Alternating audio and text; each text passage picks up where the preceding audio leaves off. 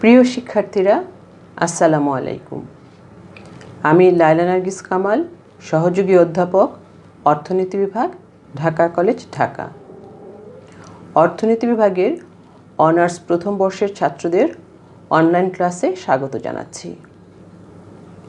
Online ক্লাসগুলো তোমাদের কেমন লাগছে? তোমরা ক্লাসরুমে নেই, শিক্ষক তোমাদের সামনে নেই। এই অবস্থায় এই ক্লাসগুলো তোমাদেরকে কতটুকু সন্তুষ্ট করতে পারছে আমি জানি না, তবে আমার খুব একটা ভালো লাগছে না। তোমরা সামনে থাকলে ক্লাস নিয়ে আরও বেশি ভালো লাগতো। তবে যাই হোক, আমাদেরকে সবসময় পরিস্থিতির সঙ্গে মানিয়ে চলতে হয়। এখন আমাদের যে বর্তমান পরিস্থিতি, তাতে আমাদের অনলাইন ক্লাসেই চলবে। আজকের অনলাইন ক্লাসে আমি তোমাদেরকে পড়াবো বেসিক মাইক্রো ইকোনমিক্সের elasticity of demand and supply চ্যাপ্টারটি। আজের তৃতীয় ক্লাস। গত ক্লাসে আমরা একটি সরল আকৃতির চাহিদা রেখার নির্দিষ্ট বিন্দুতে কিভাবে স্থিতিস্থাপকতা পরিমাপ করা যায় সে সম্পর্কে জেনেছিলাম। আজকের ক্লাসে আমরা যে বিষয়গুলো পড়ব সেগুলো হচ্ছে elasticity of demand and supply. এই চ্যাপ্টারের যে টপিকগুলো আজ আমরা পড়ব তা হচ্ছে elasticity in various points of a straight line demand curve, method of arc elasticity, cross elasticity এবং difference between elastic and inelastic demand. আমরা গত ক্লাসে পয়েন্ট ইলাস্টিসিটি সম্পর্কে জেনেছি। পয়েন্ট ইলাস্টিসিটি বা বিন্দু স্থিতিস্থাপকতা হচ্ছে কোনো নির্দিষ্ট বিন্দুর নিচের অংশ ডিভাইডেড বাই নির্দিষ্ট বিন্দুর উপরের অংশ। এই সূত্রটি প্রয়োগ করে আজ আমরা একটি নির্দিষ্ট সরলাকৃতি চাহিদা রেখার বিভিন্ন বিন্দুতে স্থিতিস্থাপকতা নির্ণয় করব। আমরা দেখব যে সরল রেখার বিভিন্ন বিন্দুতে চাহিদার স্থিতিস্থাপকতার মান এক না ভিন্ন ভিন্ন। এখানে আমরা ভূমি অক্ষে পরিমাণ এবং লম্ব অক্ষে দাম দেখিয়েছি। এএফ একটি সরলাকৃতি চাহিদা রেখা। এই এএফ রেখার উপর অবস্থিত এ, বি, সি, ডি এবং এফ, এই বিন্দুগুলোর স্থিতিস্থাপকতার মান আমরা নির্ণয় করব বিন্দু স্থিতিস্থাপকতা পদ্ধতিতে। প্রথমে আমরা নিচ্ছি এ বিন্দু, অর্থাৎ এ বিন্দুর স্থিতিস্থাপকতা বের করব। এ বিন্দুর স্থিতিস্থাপকতা বের করতে গিয়ে আমরা দেখতে পাচ্ছি যে এ বিন্দুর নিচের অংশ হচ্ছে এ এফ ডিভাইডেড বাই 0। আমরা জানি something is divided by 0 equal to infinity বা অসীম, তাই আমাদের এ বিন্দুর স্থিতিস্থাপকতা হচ্ছে অসীম। এরপরে আমরা আসছি বি বিন্দুতে। বি বিন্দুতে স্থিতিস্থাপকতা হচ্ছে বিএফ ডিভাইডেড বাই বিএ। এখন আমরা চিত্রানুসারে দেখতে পাচ্ছি BF is greater then BA. এখন আমরা এই বিএফ এবং বিএ এই উভয়কেই যদি বিএ দ্বারা ভাগ করি তাহলে আমরা দেখতে পাচ্ছি BF by BA is greater than 1, অর্থাৎ এখানে আমাদের ইলাস্টিসিটির মানটি হচ্ছে 1-এর থেকে বেশি, অর্থাৎ বি বিন্দুতে আমাদের স্থিতিস্থাপকতার মান হচ্ছে 1-এর থেকে বেশি। এরপরে আসছে আমাদের সি বিন্দু। সি বিন্দুতে স্থিতিস্থাপকতা হচ্ছে আমাদের সিএফ ডিভাইডেড বাই সিএ এবং চিত্রানুসারে আমরা দেখতে পাচ্ছি সিএফ ইকুয়াল টু সিএ। সুতরাং এখানে আমরা সিএফ এবং সিএ উভয়কেই যদি সিএ দ্বারা ভাগ করি তাহলে আমরা যেটি পাচ্ছি যে CF by CA equal to 1, অর্থাৎ আমাদের বিন্দু বা মধ্যের যে বিন্দুটি আছে তার স্থিতিস্থাপকতার মান হচ্ছে 1-এর সমান। এরপরে আসো আমরা দেখি ডি বিন্দুতে স্থিতিস্থাপকতাটি কত। আমরা ডি বিন্দুর স্থিতিস্থাপকতা দেখতে পাচ্ছি ডি বিন্দুর নিচের অংশ অর্থাৎ ডিএফ ডিভাইডেড বাই ডি বিন্দুর উপরের অংশ ডিএ। এখানে আবার চিত্র অনুসারে আমরা দেখতে পাচ্ছি DA is greater then DF. এখন উভয় অংশকেই আমরা যদি ডিএ দ্বারা ভাগ করি তাহলে আমরা পাই DF divided by DA is less than 1, অর্থাৎ ডি বিন্দুর স্থিতিস্থাপকতার মান হচ্ছে 1-এর থেকে কম। এখন রয়ে গেল আমাদের সর্বশেষ বিন্দু বা এফ বিন্দু। এ বিন্দু স্থিতিস্থাপকতা নির্ণয় করতে গিয়ে আমরা দেখছি যে এখানে এ বিন্দুর অংশটি হচ্ছে 0 divided by A F, 0 divided by F. সুতরাং এই বিন্দুর বা এফ বিন্দুর স্থিতিস্থাপকতার মানটি হচ্ছে 0। সুতরাং আমরা দেখলাম যে একটি সরল আকৃতির যে চাহিদা রেখা আছে তার বিভিন্ন বিন্দুতে স্থিতিস্থাপকতার মানগুলো হয় ভিন্ন। আমরা যদি এ বিন্দু থেকে শুরু করি তাহলে প্রথমে দেখলাম এ বিন্দুতে স্থিতিস্থাপকতার মান হচ্ছে ইনফিনিটি বা অসীম, বি বিন্দুতে স্থিতিস্থাপকতার মান 1-এর থেকে বেশি, সি বিন্দুতে স্থিতিস্থাপকতার মান 1-এর সমান, ডি বিন্দুতে স্থিতিস্থাপকতার মান হচ্ছে 1-এর থেকে কম এবং এফ বিন্দুতে স্থিতিস্থাপকতার মান হচ্ছে 0। সুতরাং অতি সহজেই আমরা বলতে পারলাম যে একটি সরলরেখার বিভিন্ন বিন্দুতে স্থিতিস্থাপকতা হয় হচ্ছে ভিন্ন ভিন্ন। এরপর আমরা একটা জিনিস এখানে দেখতে পাচ্ছি যে একটি ছকে আমরা দাম এবং চাহিদার পরিমাণ দেখিয়েছি এবং তার থেকে আমরা স্থিতিস্থাপকতাটা নির্ণয় করেছি।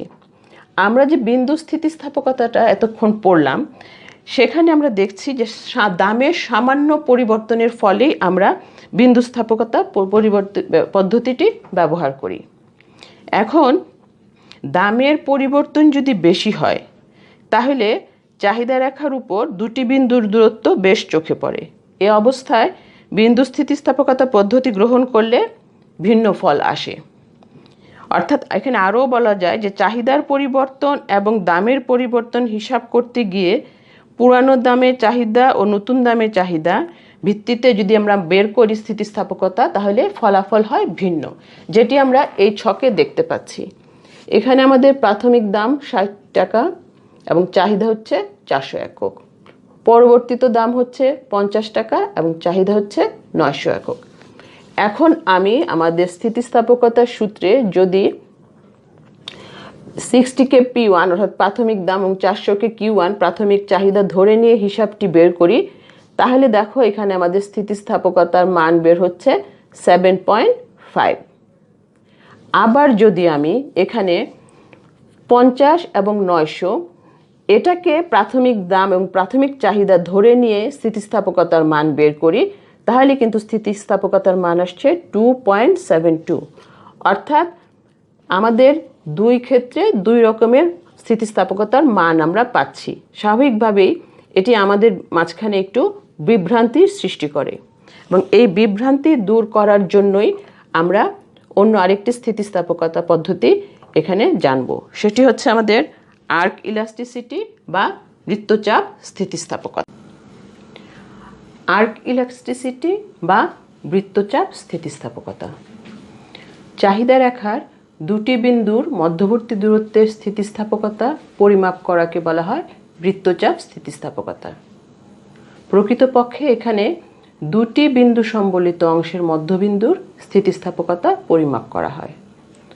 অর্থাৎ এখানে একটি অংশের স্থিতিস্থাপকতা আমরা পরিমাপ করি এবং সেখানে এটিকে বলা হচ্ছে আর্ক ইলাস্টিসিটি। আর্ক ইলাস্টিসিটি নির্ণয় করার জন্য আমরা দ্রব্যের দাম ও চাহিদার পরিবর্তনের অনুপাতকে গড় চাহিদা ও গড় দামের অনুপাত দ্বারা ভাগ করি এবং এর মাধ্যমে আমরা বৃত্তচাপ স্থিতিস্থাপকতা নির্ণয় করতে পারি। বৃত্তচাপ স্থিতিস্থাপকতা নির্ণয়ের সুবিধাটি হচ্ছে যে বিন্দু স্থিতিস্থাপকতায় আমরা দেখেছি দুবার দু ধরনের স্থিতিস্থাপকতার মান এসেছে, কিন্তু বৃত্তচাপ স্থিতিস্থাপকতায় যেহেতু দ্রব্যের দাম এবং চাহিদার পরিবর্তনের অনুপাতকে গড় চাহিদা ও গড় দামের অনুপাত দ্বারা ভাগ করা হয়, সুতরাং এক্ষেত্রে একটি মান পাওয়া যায় এবং সেই মানটি সঠিক বলে ধরে নেওয়া হয়। সুতরাং বৃত্তচাপ স্থিতিস্থাপকতা আমাদের বিন্দু স্থিতিস্থাপকতার যে সমস্যাটি আছে সেটি দূর করতে সাহায্য করে।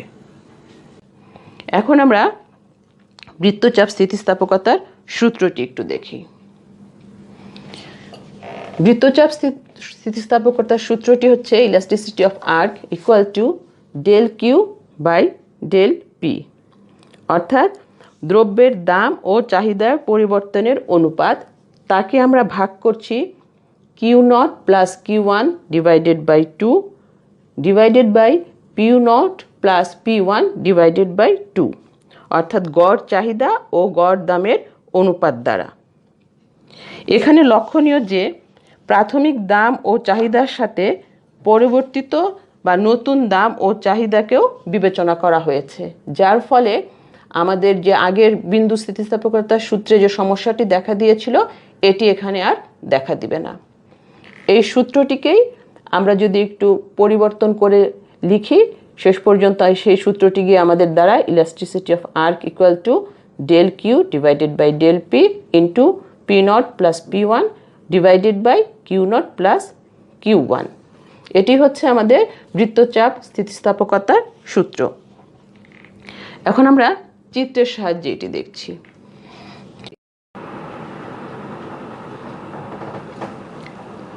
ডিডি একটি চাহিদা রেখা। এই চাহিদা রেখার এ বি অংশের স্থিতিস্থাপকতা নির্ণয় করতে হবে। এ থেকে বি বিন্দুতে গেলে দাম ও চাহিদার যে পরিবর্তন হয় তার গড় হিসাব বের করেই বৃত্তচাপ স্থিতিস্থাপকতা নির্ণয় করব। আমাদের চিত্রে OP1 হচ্ছে প্রাথমিক দাম, OP0 হচ্ছে পরিবর্তিত দাম, OQ1 হচ্ছে প্রাথমিক চাহিদার পরিমাণ, OQ0 হচ্ছে পরিবর্তিত চাহিদার পরিমাণ। আমাদের এখানে ডেল কিউ হচ্ছে Q1 Q0 এবং ডেল পি হচ্ছে P1 P0। এবং এখানে আমরা স্থিতিস্থাপকতার সূত্র থেকে জানি যে del Q divided by del P into P0 plus P1 divided by Q0 plus Q1। চিত্রে প্রাপ্ত মানগুলো আমরা এখানে সূত্রে বসিয়ে দিয়ে পাচ্ছি এ বি অংশের স্থিতিস্থাপকতা ER equal to Q1 Q0 divided by P1 P0 into OP1 plus OP0 divided by OQ1 plus OQ0। তাহলে এ বি অংশের স্থিতিস্থাপকতা আমরা এভাবেই বের করে নিয়ে আসতে পারি। আমরা এখন সূত্রে যে জানলাম এই সূত্রের প্রয়োগটি একটু ছকে দেখছি। আমাদের এখানে দেওয়া আছে দাম 60 টাকা, চাহিদা 400। যখন দাম কমে 50 টাকা হয়েছে তখন চাহিদা বেড়ে 900 হয়েছে। এই অবস্থায় আমরা আর্ক ইলাস্টিসিটি বের করছি। 500 divided by -10 into 60 plus 50 divided by 400 plus 900।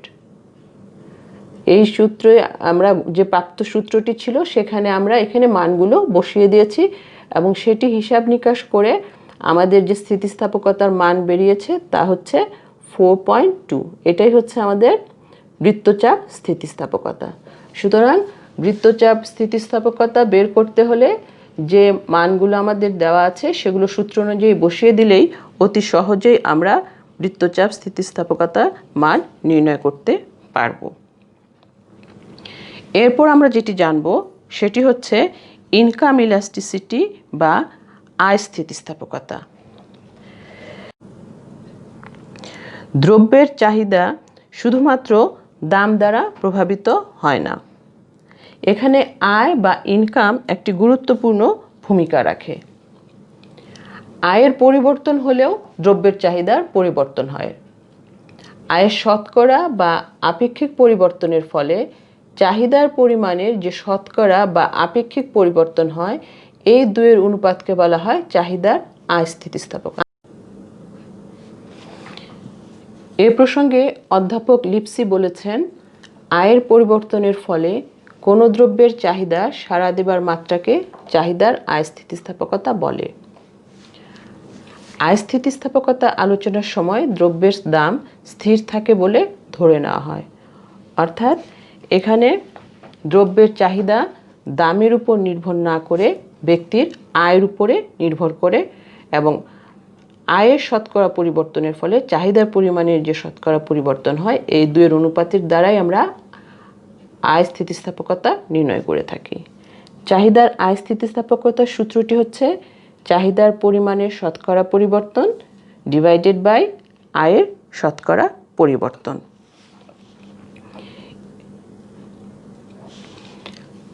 চাহিদার পরিমাণের শতকরা পরিবর্তন ডিভাইডেড বাই আয়ের শতকরা পরিবর্তন, এটাই হচ্ছে আমাদের আয় স্থিতিস্থাপকতার সূত্র। এটি আমরা প্রতীকের মাধ্যমেও দেখতে পারি।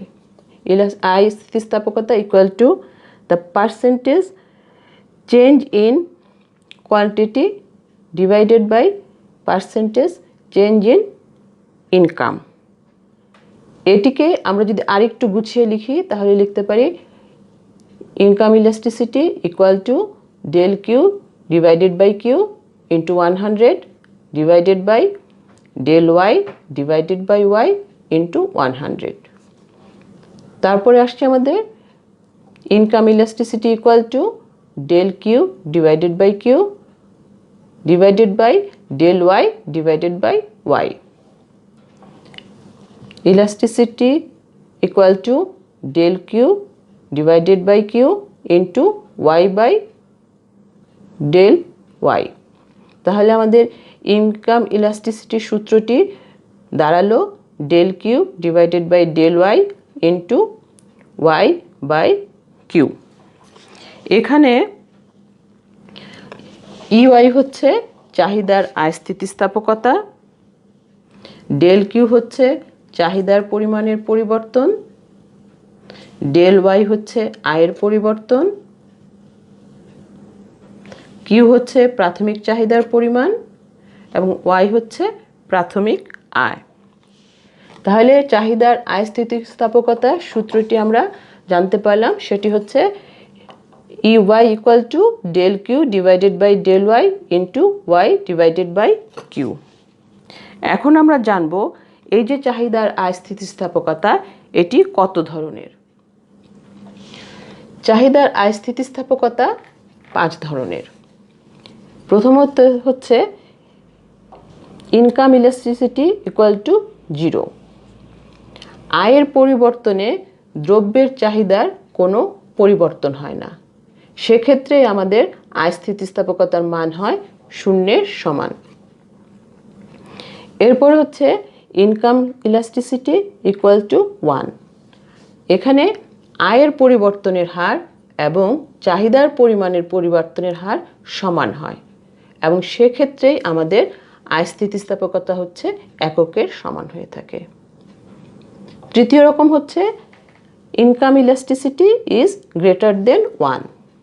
এখানে আয়ের পরিবর্তনের হার অপেক্ষা চাহিদার পরিমাণের পরিবর্তনের হার বেশি হয় এবং সেক্ষেত্রেই আয় স্থিতিস্থাপকতা এককের চেয়ে বেশি হয়ে থাকে। চতুর্থটি হচ্ছে income elasticity is less than 1।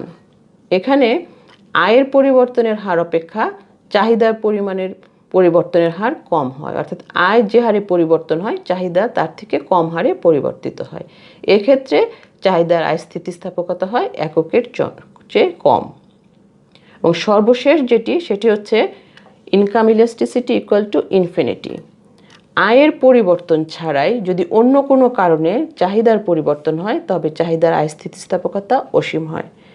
এটি আমরা বলতে পারি এরকম যে বর্তমান মুহূর্তে আমাদের কারোরই আয়ের কোনো পরিবর্তন হয়নি, কিন্তু তারপর আমরা দেখছি স্বাস্থ্যবিধি মেনে চলার জন্য এই মুহূর্তে আমরা মাস্ক কিংবা গ্লাভস এগুলো অনেক বেশি ক্রয় করছি। সুতরাং এখানে কোনো আয়ের পরিবর্তন হয়নি, কিন্তু অন্য একটি কারণে অর্থাৎ স্বাস্থ্যবিধির কারণে আমাদের কোনো কোনো দ্রব্যের চাহিদার পরিবর্তন হয়ে গিয়েছে।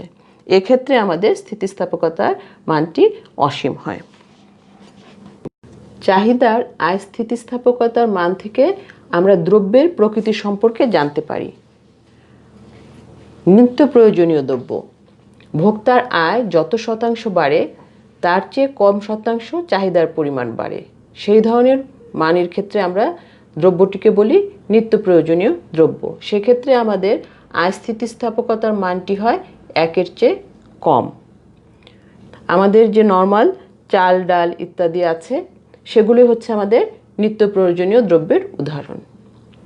এরপরে হচ্ছে নিকৃষ্ট দ্রব্য, ভোক্তার আয় বাড়লে চাহিদার পরিমাণ কমে, এক্ষেত্রে আমাদের আয় স্থিতিস্থাপকতার মান হয় 0-এর চেয়ে কম।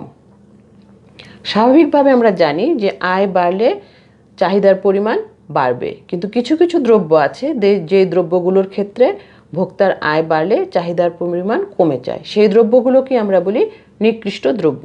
যেমন মোটা চাল, মোটা কাপড়, আয় বেড়ে গেলে ভোক্তার সেগুলো ক্রয় করতে ইচ্ছুক হয় না। এজন্য এখানে আয় স্থিতিস্থাপকতার মান 0-এর থেকে কম হয়ে থাকে। এরপরে আসছে আমাদের বিলাসদ্রব্য। ভোক্তার আয় যত শতাংশ বাড়ে তার চেয়ে বেশি শতাংশ চাহিদার পরিমাণ বাড়ে, তাই এক্ষেত্রে ইলাস্টিসিটির মানটি হয় 1-এর থেকে বেশি। বিলাসজাত দ্রব্য বলতে আমরা দামি গাড়ি, অলংকার এগুলোকেই সাধারণত বুঝে থাকি। তাহলে আয় স্থিতিস্থাপকতার যে মান তা দ্বারা আমরা কিন্তু বিভিন্ন ধরনের দ্রব্য অর্থাৎ নিত্য প্রয়োজনীয় দ্রব্য, নিকৃষ্ট দ্রব্য, বিলাস দ্রব্য এইগুলো সম্পর্কে জানতে পারি। এরপর আমরা যে স্থিতিস্থাপকতা সম্পর্কে জানব সেটি হচ্ছে ক্রস ইলাস্টিসিটি বা আড়াআড়ি স্থিতিস্থাপকতা। দুটি সম্পর্কযুক্ত দ্রব্যের একটির দামের পরিবর্তনের ফলে অপরটির চাহিদার পরিমাণের যে আনুপাতিক পরিবর্তন হয় এই দুয়ের অনুপাতকে চাহিদার আড়াআড়ি স্থিতিস্থাপকতা বা ক্রস স্থিতিস্থাপকতা বলে। আমরা এতদিন যে স্থিতিস্থাপকতাগুলো সম্পর্কে জেনে এসেছি সেগুলোর বেশিরভাগগুলোই ছিল দামের সঙ্গে চাহিদা সম্পর্কিত, আর আয় স্থিতিস্থাপকতায় ছিল আয়ের সঙ্গে চাহিদা সম্পর্কিত, অর্থাৎ সেগুলো একটি দ্রব্যের দাম এবং সেটির সঙ্গে সেই দ্রব্যের চাহিদা তা নিয়েই আলোচনা করেছে, কিংবা যে ব্যক্তির আয় সেই ব্যক্তির কোনো দ্রব্য সম্পর্কে চাহিদা সেটি নিয়ে আলোচনা করেছে। কিন্তু এই আড়াআড়ি স্থিতিস্থাপকতা বা ক্রস ইলাস্টিসিটিতে এসে আমরা দেখছি যে এখানে দুটি সম্পর্কযুক্ত দ্রব্যের সম্পর্কে আলোচনা করা হয়েছে, যেখানে একটির দামের পরিবর্তনের ফলে অপরটির চাহিদার পরিমাণের পরিবর্তন হচ্ছে, অর্থাৎ একটি দ্রব্যের দাম পরিবর্তন হবে এবং অপর দ্রব্যের চাহিদার পরিবর্তন হবে। ধরে নেই আমরা কাগজ এবং কলম এরকম দুটি দ্রব্য।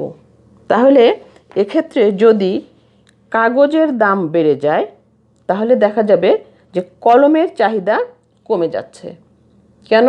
কারণ কাগজের দাম বেড়ে গেলে লোকজন কাগজ কম কিনবে, আর কাগজ ব্যবহার করার জন্য যেটি প্রয়োজন হয় সেটি হচ্ছে কলম। সেই জন্য দেখা যাবে যে কলমের চাহিদাটা কমে গিয়েছে। এই যে অবস্থাটা, সেটির ক্ষেত্রে আমরা যখন স্থিতিস্থাপকতাটা নির্ণয় করব সেটাকে আমরা বলছি আড়াআড়ি স্থিতিস্থাপকতা বা ক্রস স্থিতিস্থাপকতা। অর্থাৎ দুটি সম্পর্কযুক্ত দ্রব্যের একটির দামের পরিবর্তনের ফলে অপরটির চাহিদার পরিমাণের যে আনুপাতিক পরিবর্তন হয় এই দুয়ের অনুপাতকে চাহিদার আড়াআড়ি স্থিতিস্থাপকতা বা ক্রস ইলাস্টিসিটি বলে। আমরা ধরে নেই এক্স ও ওয়াই দুটি দ্রব্য, তাহলে আমাদের আড়াআড়ি স্থিতিস্থাপকতাটি কি হবে? এক্স দ্রব্যের চাহিদা শতকরা পরিবর্তন ডিভাইডেড বাই ওয়াই দ্রব্যের দামের শতকরা পরিবর্তন। এই বিষয়টি কিন্তু তোমাদের একটু ভালো করে খেয়াল করতে হবে। এখানে কিন্তু এক্স দ্রব্যের চাহিদা শতকরা পরিবর্তন ডিভাইডেড বাই ওয়াই দ্রব্যের দামের শতকরা পরিবর্তন।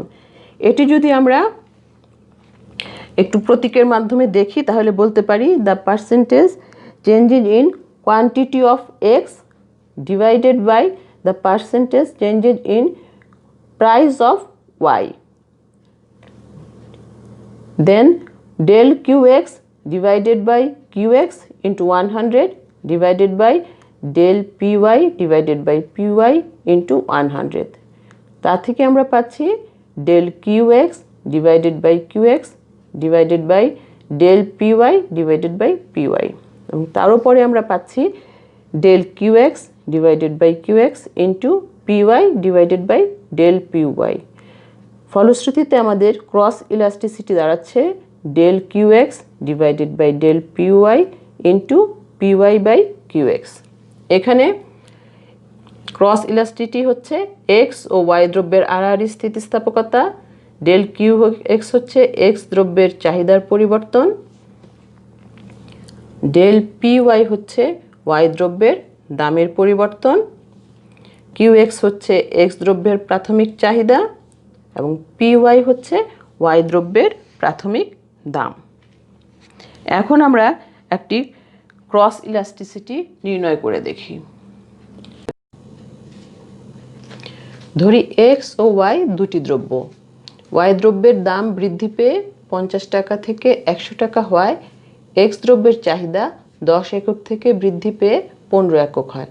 চাহিদার আর স্থিতিস্থাপকতার মান কত? এখানে আমাদের ক্রস ইলাস্টিসিটির সূত্রটি হচ্ছে del Q X divided del PY into PY divided Q x.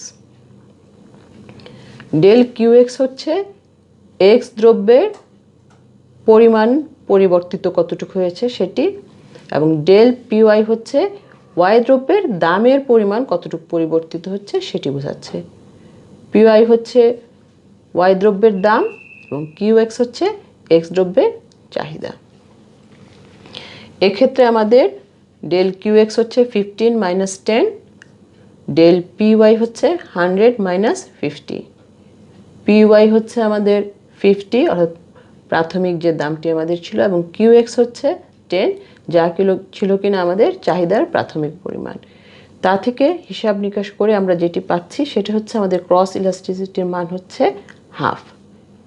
তাহলে আমাদের যদি তথ্য দেওয়া থাকে তাহলে খুব সহজেই আমরা ক্রস ইলাস্টিসিটির মান নির্ণয় করতে পারি। আমরা আয় স্থিতিস্থাপকতা থেকে যেমন দ্রব্যের প্রকৃতি নির্ধারণ করেছিলাম, ঠিক তেমনিভাবে ক্রস ইলাস্টিসিটি বা আর স্থিতিস্থাপকতা থেকেও কিন্তু আমরা দ্রব্যের প্রকৃতি নির্ণয় করতে পারি। এখানে আমরা দেখছি যে ক্রস ইলাস্টিসিটির মান যদি গ্রেটার দেন 0 হয় তাহলে সম্পর্কিত দ্রব্য দুটি হবে পরিবর্তক বা বিকল্প দ্রব্য। তোমরা তোমাদের প্রথম চ্যাপ্টারে পরিবর্তক বা বিকল্প দ্রব্য সম্পর্কে পড়ে এসেছো যে পরিবর্তক বা বিকল্প দ্রব্য হচ্ছে সেই দ্রব্য যেটির ক্ষেত্রে একটির পরিবর্তে অন্যটি ব্যবহার করা যায়। এক্ষেত্রে আমরা আর স্থিতিস্থাপকতার ক্ষেত্রে বলেছি যে একটি দ্রব্যের দাম বাড়লে অপরটির চাহিদা বাড়বে। যেমন আমরা ধরে নেই ম্যাটাডোর কলম আর রাইটার কলম। যদি ম্যাটাডোর কলমের দাম বেড়ে যায় তাহলে রাইটার কলমের চাহিদাটা বেড়ে যাবে। মানুষ ম্যাটাডোর কলম তখন কম কিনবে, রাইটার কলম বেশি কিনবে, সুতরাং রাইটার কলমের চাহিদা এক্ষেত্রে বেড়ে যাবে। এবং এখানে বলা হয়েছে যে ক্রস ইলাস্টিসিটির মানটি হবে 0 থেকে বেশি। এবং আমরা যে উদাহরণটি দেখলাম সেখানে আমরা দেখলাম যে আমাদের ক্রস ইলাস্টিসিটির মানটি ছিল হাফ। তাহলে এই হাফ দেখে আমরা বুঝতে পারছি যে সেখানে যে এক্স এবং ওয়াই দুটি দ্রব্য ছিল সেই দুটি দ্রব্য হচ্ছে পরিবর্তক দ্রব্য। পরিবর্তক দ্রব্যের স্থিতিস্থাপকতা হচ্ছে ধনাত্মক আর স্থিতিস্থাপকতা। এরপর যেটা আসছে সেটা হচ্ছে ক্রস ইলাস্টিসিটির মান ইজ লেস দেন 0। যদি এরকম সম্পর্ক হয় তাহলে আমরা বুঝবো যে দ্রব্য দুটি হচ্ছে পরস্পর পরিপূরক। পরিপূরক দ্রব্যগুলি কেমন দ্রব্য? যে এই দ্রব্যগুলো একটি ছাড়া অন্যটি ব্যবহার করা যায় না, যা দুটি দ্রব্য একসঙ্গেই ব্যবহার করতে হয়। যেমন আমরা বলে থাকি যে চা এবং চিনি, এক্ষেত্রে একটি দ্রব্যের দাম বাড়লে অপরটির চাহিদা কমে যায়। যেমন যদি গাড়ির দাম বাড়ে তাহলে পেট্রোলের চাহিদা কমে যাবে। গাড়ি এবং পেট্রোল এ দুটোও কিন্তু পরস্পর পরিপূরক দ্রব্য। সুতরাং যদি গাড়ির দাম বেড়ে যায় মানুষ গাড়ি কম কিনবে, এবং সেক্ষেত্রে যেহেতু গাড়ির জন্য আমরা পেট্রোল ব্যবহার করে থাকি তাহলে গাড়ি কম ক্রয় করা হয়ে থাকলে পেট্রোলের চাহিদাটাও কমে যাবে। সেক্ষেত্রে আমাদের ক্রস ইলাস্টিসিটির মানটি হবে 0 থেকে কম। পরিপূরক দ্রব্যের স্থিতিস্থাপকতা হচ্ছে ঋণাত্মক আর স্থিতিস্থাপকতা। এরপর হচ্ছে ক্রস ইলাস্টিসিটির মানটি হচ্ছে 0-এর সমান। যদি কোনো ক্রস ইলাস্টিসিটি নির্ণয় করার পর দেখি যে তার মানটি হয়েছে 0, তাহলে বুঝবো যে এখানে যে দুটো দ্রব্য সম্পর্কে আলোচনা করা হয়েছে সেই দুটো দ্রব্য হচ্ছে সম্পর্কহীন দ্রব্য, মানে এই দুটি দ্রব্যের ভিতরে কোনো ধরনের কোনো সম্পর্ক নেই। এক্ষেত্রে একটি দ্রব্যের দাম বৃদ্ধি বা হ্রাস হলে অপর দ্রব্যের চাহিদার কোনো পরিবর্তন হবে না, অর্থাৎ একের দ্বারা অন্য প্রভাবিত হবে না। যেমন আমরা বলতে পারি কলম ও দুধ। যদি কলমের দাম বৃদ্ধি পায় তাহলে তা দুধের চাহিদা হ্রাস কিংবা বৃদ্ধিতে কোনো সম্পর্ক রাখবে না। সেক্ষেত্রে আমাদের ক্রস ইলাস্টিসিটির মানটি হবে 0-এর সমান। তাহলে আর স্থিতিস্থাপকতার ক্ষেত্রে আমরা আর স্থিতিস্থাপকতার মান দেখে মন্তব্য করতে পারবো যে দ্রব্যটি পরিবর্তক দ্রব্য না পরিপূরক দ্রব্য কিংবা সম্পর্কহীন দ্রব্য। এ সম্পর্কে পরীক্ষায় তোমাদের প্রশ্নটি থাকে যে আড়াআড়ি স্থিতিস্থাপকতার মান নির্ণয় করো এবং তা হতে দ্রব্যের প্রকৃতি নির্ণয় করো। তাহলে সেক্ষেত্রে যদি স্থিতিস্থাপকতার মান হয় শূন্যের চেয়ে বেশি তাহলে তোমরা লিখবে সেটি পরিবর্তক। ক্রস ইলাস্টিসিটির মান যদি হয় শূন্যের চেয়ে কম তাহলে হবে পরিপূরক দ্রব্য, আর যদি ক্রস ইলাস্টিসিটির মান হয় শূন্যের সমান তাহলে সেটি হবে সম্পর্কহীন দ্রব্য। আমরা এতদিন যে বিভিন্ন ধরনের স্থিতিস্থাপকতা আলোচনা করছিলাম তার মাঝখানে তোমাদের প্রায়ই একটি শব্দের কথা, দুটি শব্দ শুনেছ, স্থিতিস্থাপক চাহিদা এবং অস্থিতিস্থাপক চাহিদা। মূলত আমরা এটি নিয়ে বেশ কথা বলেছি। আজ আমরা সর্বশেষ জানব এই স্থিতিস্থাপক চাহিদা এবং অস্থিতিস্থাপক চাহিদার মাঝখানে পার্থক্যগুলো। Difference between elastic and inelastic demand. স্থিতিস্থাপক চাহিদা বা ইলাস্টিক ডিমান্ড। দাম পরিবর্তনের হার অপেক্ষা চাহিদার পরিবর্তনের হার অধিক হলে তাকে স্থিতিস্থাপক চাহিদা বলে। যেমন দামের 20% পরিবর্তনের ফলে চাহিদার পরিমাণের 100% পরিবর্তন যদি ঘটে তাহলে আমরা সেটাকে বলবো স্থিতিস্থাপক চাহিদা। অর্থাৎ দামের পরিবর্তন যা হবে চাহিদার পরিবর্তন তার থেকে অনেক বেশি পরিমাণে হবে। আর অস্থিতিস্থাপক চাহিদার ক্ষেত্রে দামের পরিবর্তনের হার অপেক্ষা চাহিদার পরিবর্তনের হার কম হবে, তাকে আমরা বলি অস্থিতিস্থাপক চাহিদা। যেমন দামের 70% পরিবর্তনের ফলে চাহিদার পরিমাণে 10% পরিবর্তন যদি ঘটে তাহলে সেক্ষেত্রে আমরা বলবো অস্থিতিস্থাপক চাহিদা। স্থিতিস্থাপক চাহিদা সাধারণত আমরা বিলাসজাত দ্রব্য সামগ্রীর ক্ষেত্রেই দেখে থাকি, যেমন এলইডি টিভি, আইফোন, দামি গাড়ি ইত্যাদি। আর অস্থিতিস্থাপক চাহিদা সাধারণত আমরা নিত্য প্রয়োজনীয় দ্রব্য সামগ্রীর ক্ষেত্রেই দেখি, যেমন চাল, ডাল, লবণ ইত্যাদি। স্থিতিস্থাপক চাহিদার ক্ষেত্রে চাহিদা রেখার ঢাল হয় কম, যার জন্য আমরা দেখতে পাচ্ছি চাহিদা রেখার আকৃতিটি এরূপ হয়েছে। আর অস্থিতিস্থাপক চাহিদার ক্ষেত্রে চাহিদা রেখার ঢাল হয় বেশি, যার ফলে এই চাহিদা রেখা একটু খাড়া ধরনের এখানে আমরা দেখতে পাচ্ছি। স্থিতিস্থাপক চাহিদার ক্ষেত্রে চাহিদার স্থিতিস্থাপকতার মান 1-এর থেকে বেশি কিন্তু অসীমের থেকে কম হয়ে থাকে। আর অস্থিতিস্থাপক চাহিদার ক্ষেত্রে চাহিদার স্থিতিস্থাপকতার মান 0-এর থেকে বেশি কিন্তু 1-এর থেকে কম হয়ে থাকে। আর স্থিতিস্থাপক চাহিদার ক্ষেত্রে আয় প্রভাব ও পরিবর্তক বা দাম প্রভাব স্থিতিস্থাপক দ্রব্যের ক্ষেত্রে বেশি হয়, ফলে দামের পরিবর্তনে চাহিদার পরিবর্তনটি হয় বেশি। আর অস্থিতিস্থাপক চাহিদার ক্ষেত্রে আয় প্রভাব ও পরিবর্তক বা দাম প্রভাব অস্থিতিস্থাপক দ্রব্যের ক্ষেত্রে কম হয়, ফলে দামের পরিবর্তনে চাহিদার পরিবর্তনও হয় কম। তাহলে এগুলোই হচ্ছে আমাদের স্থিতিস্থাপক চাহিদা এবং অস্থিতিস্থাপক চাহিদার মধ্যে পার্থক্য।